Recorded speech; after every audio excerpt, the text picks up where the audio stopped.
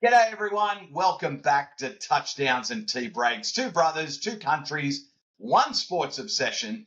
And it's the show, Timbo, where Aussie sun meets American stadium lights and where cricket whites and gridiron helmets somehow they make perfect sense in the same conversation. Timbo, lots to talk about, mate. Let's get into it. What have you got? What's happening, first of all, Timbo, in Central Florida these days? Is it warm? Is it cold? What's happening? Mate, Florida has come back to normal. We went through about 3 months of unusually cold weather in the 45s, 50 degrees weather, which we're talking, anywhere from 5 to 10 to 12 degrees Celsius, something we're not kind of used to for that period of time here in Florida. But we're No, back, mate. 80, mate, last 85 week, degrees. 85 degrees, mate. That is warm, especially after last week. We were talking all about the powerhouse of winter sports, Liechtenstein, and their dominance in the Winter Olympics. And now, mate, I tell you what, we got a big episode. We got the NRL season starting off in Vegas. It doesn't get any bigger than that. T20 cricket, mate, World Cup T20 cricket happening, the final. We got NBA records that are falling, like the NBA is just exploding. And we got March Madness for all our college basketball fans right around the corner. But Timbo, let's kick things off. Vegas, mate. What happens in Vegas stays in Vegas. Some records even in Vegas this year. So NRL, for those of you that don't know, kick off their season. Well, they have done, Timbo, this is the third time. They kick off with a couple of games in Vegas. And it was a big crowd came out, Timbo. Over 45,000 people to go down there to support the Bulldogs, the Dragons, the Knights, the Cowboys. There was a couple of rubbish teams from England that came out. I don't know, Hull, Leeds, maybe, who knows, who cares? It was the Leeds Rhinos, the Rhinos. Who names their team the Rhinos? Are there rhinos in Leeds, Tim? You've been over to the UK. Are there rhinos running around the streets? Sounds very South African. The only rhinos running around England are all the politicians that they've got sitting up there in Lords. Yes. Maybe their cricket team could be called a bunch of rhinos, bit of unicorns, they're not real good, little chubby, just out of shape, can't play cricket. No, they can't. And we're going to get to cricket here, but Timbo, Vegas didn't disappoint. First game off the docket, mate, Bulldogs v Dragons, and it went to Golden Point, the first Golden Point ever in Vegas. It was incredible.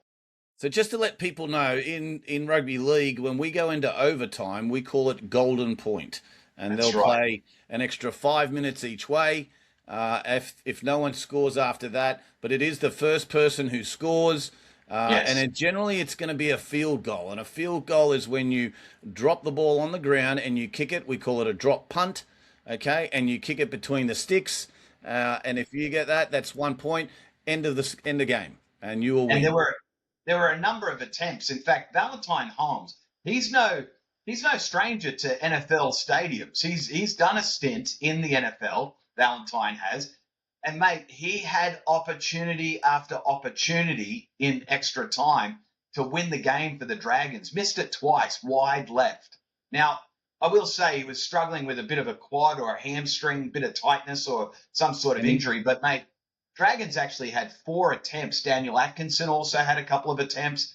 But the big controversy, Timbo, did the referee... The penalty. Mate, in Golden Point, extra time against Couchman, did the referee, mate, did he make the right call? Has he given the game to the Bulldogs? Because ultimately what happens, for those that don't know, penalty, you kick the ball to the sideline, all of a sudden you're now 20 metres in front of the sticks, and it's an easy setup for a field goal. Did he give the game, do you think, to the Bulldogs, Timbo? I think he did, mate. I mean, I think the controversy is quite valid. Yes. I think Bamford's on the sideline. I think the referee needs to put their whistle away when it comes to things like that. Let the teams play. That's what they're big boys. They're big boys. They can work it out on the field. Play it out. And I think Shane Flanagan, coach for the Dragons, had every right to be absolutely ropeable in the post-match conference. Mate, the press conference post-match, he was not happy, and I think he had every right, mate. Now, the second game, Timbo, Knights Cowboys, it was a good match. It was a good game, but it wasn't as entertaining as the other one. And I I think it was a good start, strong start for the Knights. I picked the Cows, so it was a bit of an upset for me. I had picked the Cows to win that one, but fortunately the Doggies came through. So I split the first weekend 1-1. Timbo, mate, let's talk last night's game. Oh, So let's get into this. This is what I've this, been waiting to talk about all day. okay, so people that don't, maybe you're fresh to the NRL, so the opening round actually starts in Vegas, but the rest of the round is played this weekend. So it's kind of a 2-weekend round. And so last night, Thursday night footy, Melbourne Storm 52, Parramatta 4. An absolute massacre. Timbo, I love seeing Parramatta go down. I love it. Mate, there's nothing more spectacular for a Manly fan than Parramatta getting their Katusha's whooped in the first round. Like, it's only week 1. Now, I had to get up at 4 a.m. to watch this game.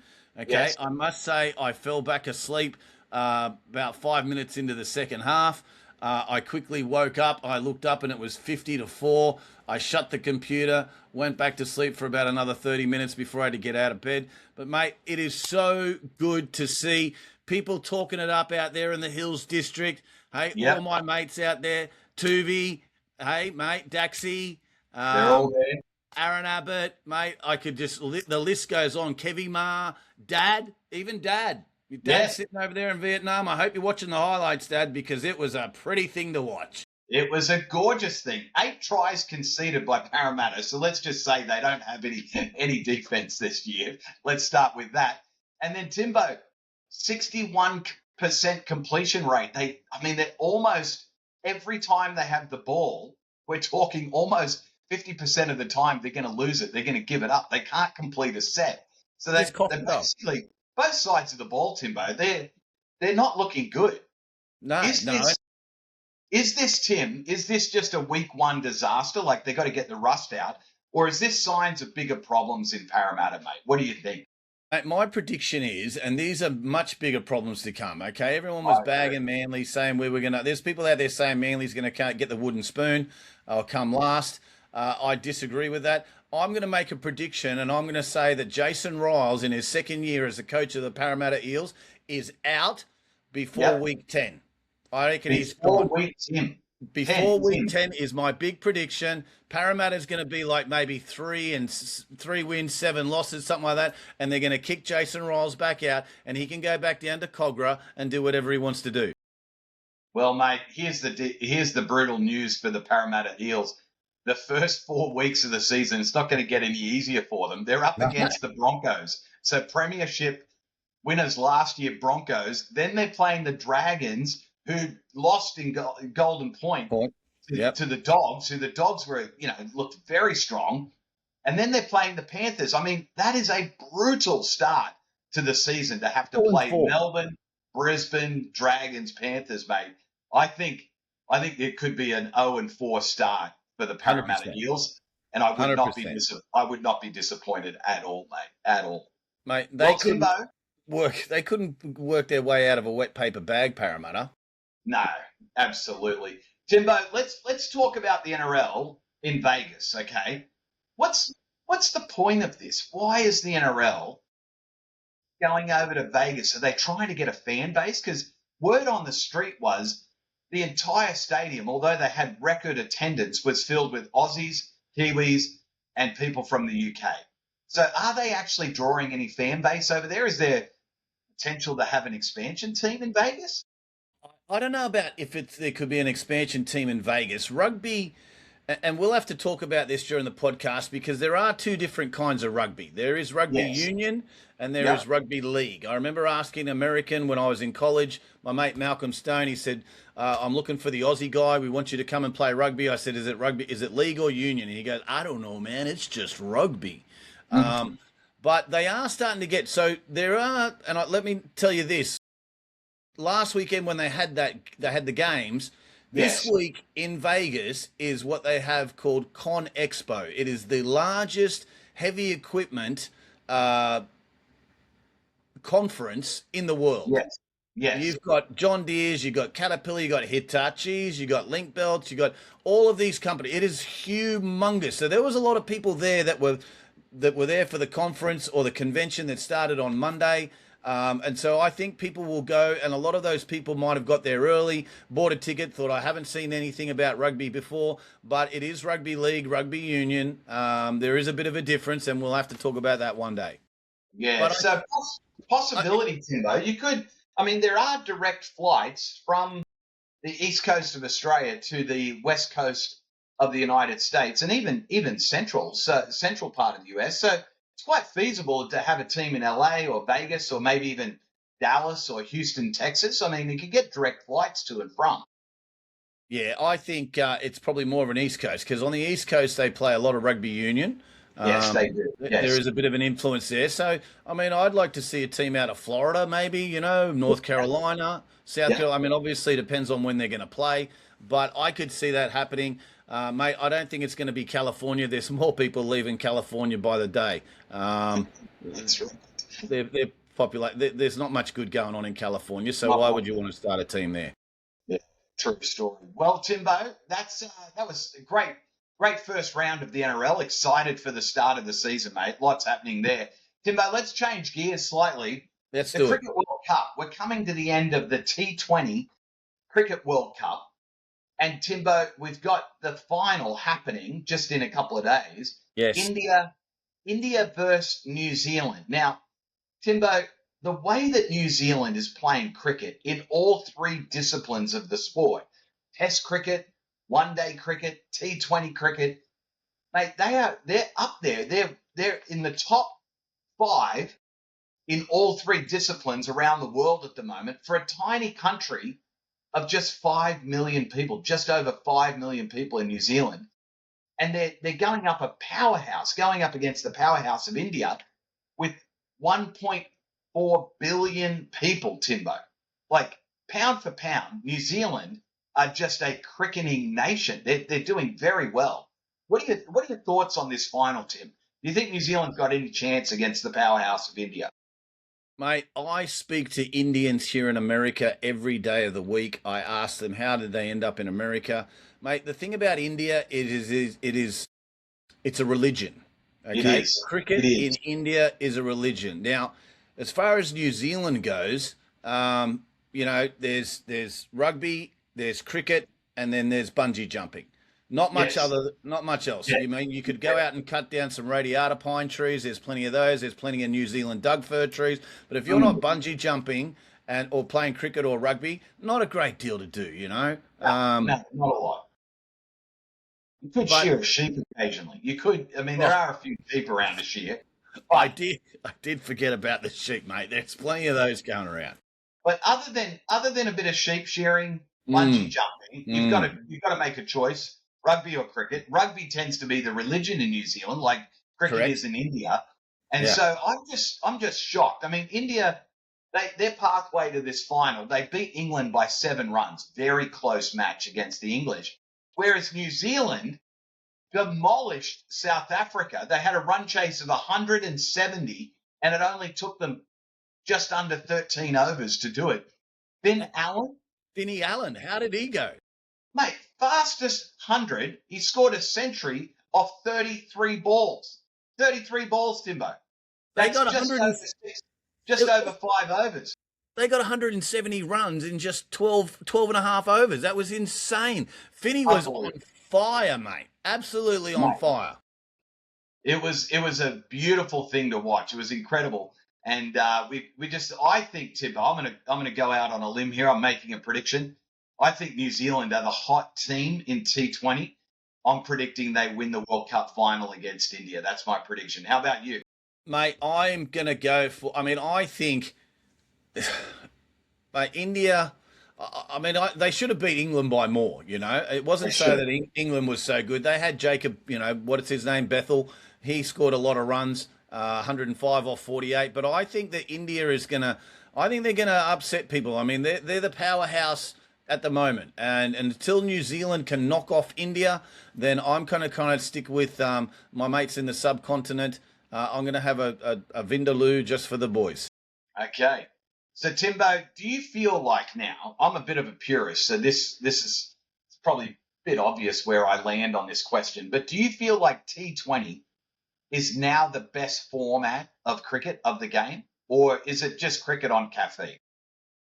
It is cricket on caffeine. It's more to this generation of this instant, in instant society that we live in. Correct? Yes. Everything happens fast. People haven't got time to sit there, and watch 5 days of cricket. I mean, that Ashes series was one of the best series, Oh, even though it was quick, and it felt incredible. like a T20 at times. But I do like the T20. You're out there smacking around. If we're going to expand this game around, further into the world, I mean, it's one of the most popular games around the world. It's just countries like America that don't play. Some of these European countries don't play, I guess. Do we really need them? Not really. But I just think that T20 is what's going to push it further. I mean, it's going to probably take look at the 50 over game, the ODIs, they don't even really get a mention much these days, but it's very exciting and it is a spectacle and you can watch a whole game in 3 hours. That's it. And it's great for the highlight reels, Timbo. You're talking about a culture of social media. The highlight reels Yeah. that you can come out of a T20 match with are just incredible to watch. Now, speaking of incredible to watch, Timbo, we've got some NBA milestones coming up. And this is going to be a little bit controversial now. I know that you're not a LeBron fan. I know you're not a LeBron fan. He's going But to get. he's only 3 field goals away from breaking Kareem's record for the most field goals in NBA history. Here's my question to you, Timbo. Is LeBron the most durable athlete to ever play in the NBA? I mean, we've had some players play for a long period of time, but at his level, right now, towards the end of his career, he's still playing at a very high level. He is playing. That's a very interesting question, and it's hard to. You got to look at a few factors. LeBron has been playing in a league that has been wrapped up in cotton wool his whole life. Okay, Yes. he did not play with Bill Laimbeer, the Detroit Pistons back in the day. He wasn't playing against teams that had the Jordan rules, where Jordan was getting hacked around. I mean, LeBron beat Kareem Abdul-Jabbar's one of his records when many moons ago, and a lot of people don't know this, but Kareem Abdul-Jabbar, you know how many flops he had in his career? He had zero. So Zero. that's one thing that LeBron has beaten Kareem in. I Yes. don't know if that's something you'd be proud of or not, but I mean, durable, that's hard to say. Just because he's played so long, technology, people back in those days, they were drinking beers at halftime and having a couple of durries, Yes. and then jumping back onto the court again. Did he get beat up as much time? Sure. Has he played that length of time? Has anybody played that length? I mean, I'll give him a little bit of kudos there. But I think that could be what he's known for. Yep. Durable athlete. Was he the best player ever? Heck no. Did he win the most championships? No. No, I'm a big LeBron fan. I haven't always been until he moved to the Lakers. Then I became a LeBron fan. But the truth is, Tim, there was no cryo tanks and deep freezers back in the day. They weren't jumping into ice baths after every game to recover. Exactly. They didn't have yoga and Pilates and the massage tables that they have today. You're right. It is a cotton wool league. It is a lot softer than it ever was. And so maybe athletes can go for longer periods of time than they ever have been able to. Yeah. I agree, mate. I mean, back in the old days, mate, they were running across the road. Dennis Rodman would play in Utah. He'd fly over to Vegas. He'd party all night long, and then he'd be back in the stadium in Utah the night, just after that. Or they're, dragging him out of Carmen Electra's room. Has LeBron ever done anything like that? I doubt it. I doubt it. I doubt that he's ever done something like that. Now, we have another history run happening right now, very historic. This is good. I like this one. SGA, 124 straight games with 20-plus points. And he's only 3 games away from passing the great Wilt the Tilt Chamberlain. He has missed 13 games, though, Timbo. So are we, is it eligible to have that sort of a record, or what's your thoughts on that? Yeah, I think there should be a little asterisk there. Did Wilt did it, in 124 games, didn't he? Yes. No missing games. There was there was no cupping after the games to get, the toxins out of your back. There was no dry needling. That kind of thing wasn't happening. No. The other thing too, I think back when Wilt Chamberlain was playing, was there wasn't many people as tall as how many 7-footers was there back there? There wasn't. It just didn't. You got little Bobby Cousy running around, It just wasn't. It wasn't the same. But I mean, it is a heck of a milestone. He is a great player. I do like him. He seems to be humble, which is a rare commodity to find in the NBA these days. I do like him. He is a superstar. I'll give him the benefit of the doubt. He misses 13 games. I get it. That's just the way kids are built these days. They're just soft. Yes. So, Timbo, speaking of the NBA, though, tonight we've got big matchups. We've got a few big matchups tonight, mate. Yeah. In the NBA Western Conference Western Conference, I should say, not finals, but playoff implications tonight with the Lakers taking on the Nuggets. What's your prediction there, mate? What do you think? I think the Nuggets are going to win, and I think we need to have a barbecue on this one, mate. Okay, either your place or mine up in the sunny coast or down in Sydney. Okay, yep. We're going to have you either bring the steaks and the sausages and the snags, or I'll bring the onions, and we can have a little sausage sizzle. But we got to have something on this game tonight, mate. But yeah, I think the Nuggets. Did you see Jokic in this game against the Thunder? I put it on my socials, mate. That guy was so intense, mate. And I saw a comment talking about the difference between a war rat living and growing up in Serbia as opposed to being a hood rat. Yes. Which one is more intense and which one is really? I mean, people in America have never been through war. They've lived a very blessed life like we have in Australia, the lucky country. Yes. But mate, that boy Jokic, he was fired up. And then I saw what he goes through in the crowds in Serbia. Like, it is nothing like it. It's like watching English soccer. The crowds were going mental. Absolutely, mate. It looked like they would be throwing stuff at players the next moment. It's insane what they go through over there. So, I mean, Jokic, I think he should be the MVP as much as I like SGA. I actually think Jokic, when you're talking about bringing value to a team, okay, so this is why they call it the most valuable player. I know that SGA brings a lot of value. I know he's an incredible scorer. But I just think from an all-round perspective, Jokic he's a value add in every aspect of the game. Passing, defense, running the floor, scoring, knowing how to control the pace of the game. The list is endless. And so my hat, I'd throw my hat in the ring for Jokic to be the MVP at the moment. As much as I like SGA, I think he's the new face for sure of the NBA, but I think 100%. Jokic is still more valuable to his team at the moment. Yeah, right, him and Luka. Let's put this out there. Okay. Tonight's game, Lakers Nuggets. I'm going to say a meat tray. A meat tray is going on the game. Ticket in a meat tray. Just like down at the RSL, the meat tray is there for the raffle. We're putting a meat tray on this game tonight. And for those of you that don't know what a meat tray is a combination of your steaks, your lamb chops, your sausages, and bacon. There's always a few rations of bacon in there. And real bacon. Meat tray. Real bacon, not like what they serve up here. Maybe even some ribs. We throw some ribs onto the meat tray as well, mate. But we're putting a meat tray on the game tonight. Lakers to beat the Nuggets. And Timbo's picking the Nuggets over the Lakers. Now, Timbo, changing formats of the game a little bit here. March Madness just around the corner. College basketball heating up. What do you think? What do you think are going to be the four number one seeds across the four parts of the brackets? Who are you going with? Well, my first pick is I'm going Arizona. Yeah, the Arizona Wildcats. Hey, cousin Phil out there. We've got to back them, mate. It's in the family. It runs in the family. But obviously Michigan's going to be there. You've got Duke. And, someone that's, been around a little bit in recent times is University of Connecticut, UConn. We were at a UConn game in Madison Square Garden just a couple of years ago for the Big East Championship game. Yes, and wasn't that a spectacle? UConn did so well that night. They played so well. Now, Timbo, there's something to watch with the Arizona Wildcats. As an Aussie, Yes. Mate, we've got our eyes on this young buck, Anthony Del Orso.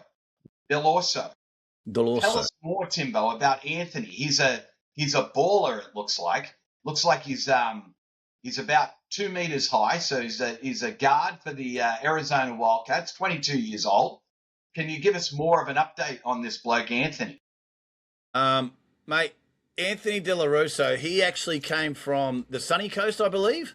No, he's Melbourne. Melbourne. He's a Melbourne-born player, birthplace. But maybe he played basketball up on the sunny coast. Oscar did. Oscar's the one that I was thinking of. Yeah. Yeah, Oscar's playing for Purdue, the Boilermakers, after he's had a bit of a college tour, let's call it, Timbo, a tour of colleges in America. This is his fourth college, Purdue University. Oscar Clough, he'll be playing in the dance. He'll be playing in the big tournament. But yeah, Anthony for the Wildcats, Timbo, is a Melbourne-born player. Yeah. Yeah, he's 6'6". He's finished his junior year with 1,300 points, mate. So he's pretty good at that. He's averaging around 7 points, but he's come a long way. Now, before he got to Arizona, right, he played at Campbell University for his first 2 seasons, right, where he actually earned second team All CAA as a sophomore. So, he's come a long way. He's got a long way to go, though, as well, but I'd like watching the kid play. He's got some basketball smarts. You can tell he's not a deer in the headlights out there on the court. But I think he's going to be, someone to be reckoned with. I hope he goes on. He was actually a member of the 2022 Victoria Under-22 state team. And he averaged 30 points a game, 12 rebounds, 4 assists, 3 steals as a senior. So he does have some pedigree there. And I think he's going to go on to do big things. Yeah, he was actually ranked at one point as the number 1 basketball player in Australia for his age group. And they're now saying, Timbo, that he's going to probably go on to the NBA primarily because of his height and his shooting ability. And with the way the NBA is nowadays, mate, you can shoot from anywhere on the court, just about from center court. You're going to have to shoot from the logo to be able to make it into the NBA. He's got that just long-range shooting ability, which they're saying is the real catalyst for him going into the NBA at one point. Yeah, and I'm kind of glad that you made that comment about and stipulated that he was at one time the best player in Australia in his own age group. I mean, obviously you've forgotten how well I was doing on the court, Yeah, well, I mean, in the over 60s leagues, you are still number 1, Timbo. In the turn it up. Oh, sorry, not over 60s, over 55s, over 55s. In the seniors league, are you getting, Timbo? This is not a sports conversation really, but are you getting senior discounts yet in the States? Are they offering those to you when you go into a restaurant for those 4:00 dinners? Are you getting a senior discount? Yeah, well, when I met up with another senior just the other day. He was down here on holidays. Actually, he got a little bit lost. His name's Joe Biden. He was wandering in. He was looking for an ice cream shop, but he happened to walk into a light bulb shop. And I was like, Joe, stop licking the light bulbs, mate. Okay. Sleepy Joe. Yeah. Well, before we get ourselves into trouble on this political podcast here, we've got, Timbo, we've got some things happening in Australian sports that are they're not always talked about, Timbo. But we're going to bring it up. We've got the Matildas, the Tillies, and they are currently in the Asian Cup campaign, which is a lead-in tournament to the Women's World Cup next year, which we're going to talk about the Men's World Cup here in just a moment. That's happening in just a few months. But Sam Kerr is back. Sammy. Gotta love Sammy. Sammy Kerr. And she's actually scored her first goal in almost 3 years. Like, it's been a while because of injury. Lots of injuries. That first game against the Filipinos came into WA, and the Aussies took care of business. Now we didn't destroy the Filipinos, Timbo. We only beat them 1-0, a solo goal from Sam Kerr after a long injury layoff. But Timbo, we just took it to the Iranians, mate. Did you watch that game? Are we talking about Fox News or are we talking about sport? No, we're not talking about the war in Iran. We're talking about We're talking about the Matildas, who just destroyed the Iranian women's team in the Asian World Cup 4-0. 4-0 was the final score on the Gold Coast.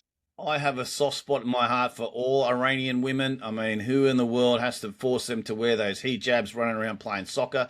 It is absolutely ridiculous what they have to wear. Hopefully in years to come or quite soon, they won't have to do that if that's their choice. It's up to them, whatever they want to do. But I think they put up a gallant effort. The Iranian women, I know they don't get a great deal of support from anybody in Iran, especially the blokes. It's an absolute joke. So I take my hat off to them. But yeah, we did overpower them. But it's going to, let's see how we go against some of these tougher teams, like the Japans of the world, the United States, the Germanys, that sort of thing. South Korea, we've got them coming up in just a couple of days. Yes. And that game will determine who finishes top of Group A, which we are currently at the top of, but so is South Korea. So looking forward to that matchup, Timbo, the final, and then that'll put us through to the knockout rounds and help us hopefully qualify for the 2027 FIFA Women's World Cup. Now, speaking of FIFA World Cups, Socceroos, Timbo, we've got the Socceroos coming into the Men's World Cup, and it's being hosted there in the United States, Tim. Do you know the host cities? Do you know any of the cities where that's going to be played? Oh, yes, mate. They're playing all over America. I mean, they're going to be playing out in California as soon as they can clean up the streets. They're going to be playing in Seattle. There's going to be games in New York. I think there could be some maybe in Wichita, Kansas. I think you'd be looking at places like Biddeford, Maine. I think, I don't know if they've finished the stadium up there in Biddeford yet, but I think it's got to be close. It's getting close. It's got to be. It's a beautiful, beautiful spot too in the summertime. It'll be lovely. Branson, Missouri, I think, is hosting a game. Around. You've got Table Rock Lake. There's going to be people actually in the lake being able to watch the stadium. They've cut half of it out so people can sit there. An extraordinary experience to be able to watch World Cup soccer from a boat in a lake in Missouri. It's unprecedented, actually, Timbo. It is unprecedented. Unprecedented population. Now, Timbo, in all reality, I've just looked up the list of locations where the World Cup's being hosted. I did have it up here, but then I deleted it. We've got Atlanta, Boston, Dallas, Houston, Kansas City, LA, Miami, New York, New Jersey, Philadelphia, Seattle, San Francisco Bay Area. So that's just in the United States. Now, remember, the World Cup's being hosted in North America. And so they're also in Canada, Toronto, Vancouver, and also down in Mexico as well. So they're throwing in Central America as well. We've got Guadalajara, Mexico City, and Monterrey, Mexico, the three cities in Mexico that will also be hosting. So, mate, a lot of cities, mate, a lot of travel for these athletes going around. It's going to be quite the event, really. It's going to be quite the event.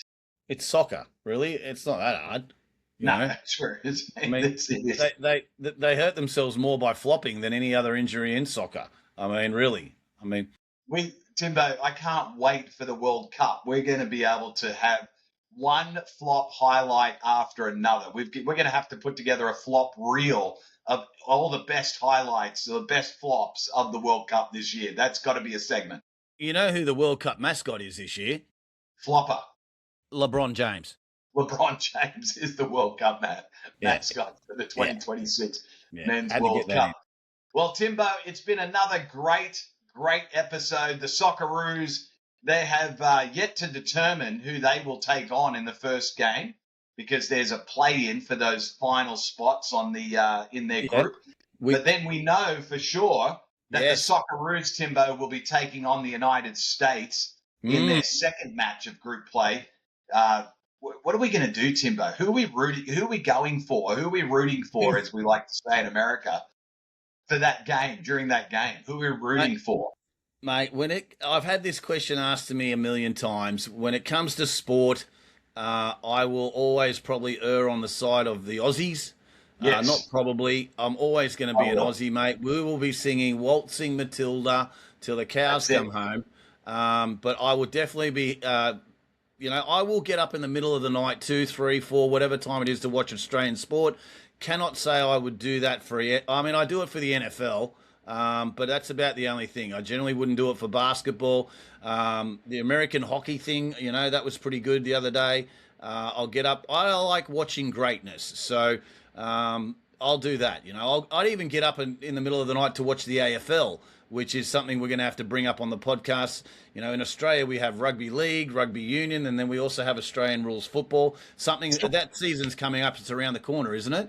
It's just started, Timbo. It's opening round as we speak. So the AFL's kicking off as the NRL's kicking off. We've got to talk about this on the next episode. The different Yes. codes of football in Australia. We've got so many codes of football, from soccer to rugby league, rugby union, AFL. Like, there's just so much to talk about. We've got to do that on the next episode. Timbo, my hot take for this episode is going to be New Zealand beats India to win the T20 World Cup for the very first time. That's my hot take. What's your hot take to wrap up today's episode, Timbo?